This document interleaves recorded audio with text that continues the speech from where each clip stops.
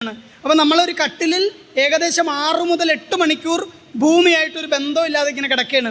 അവിടെ നിന്നാണ് ഉണരുന്നത്. എങ്ങനെ ഉണരണം? ഏത് ഭാഗം ചരിഞ്ഞുണരണം? വലതുഭാഗം ചരിഞ്ഞുണരണം. കാരണം ബ്ലഡ് ഇങ്ങനെ നിൽക്കുകയാണ്, എങ്ങോട്ട് ഒഴുകാൻ റെഡിയായിട്ട്.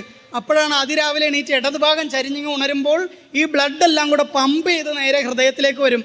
അത്യാവശ്യം ഒരു ബ്ലോക്കൊക്കെ ഉള്ളയാളാണെങ്കിൽ അത് മതി ശരീരം ഉപേക്ഷിച്ച് അങ്ങ് പോകാൻ.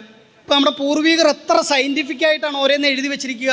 ഉണരുമ്പോൾ വലതുഭാഗം ചരിഞ്ഞുണരണം, വലത്തോട്ടുണർന്നിട്ട് നീ വരുമ്പോൾ ബ്ലഡ് കറക്റ്റായി. ആദ്യം ഏത് ഭാഗമാണ് ഭൂമിയിൽ സ്പർശിക്കേണ്ടത്? കൈയാണ്. കാരണം എന്താണ്? ശിരസിലേക്കുള്ള രക്തോട്ടം കറക്റ്റാകാനാണ്, തളർന്ന് വീഴാതിരിക്കാനാണ്.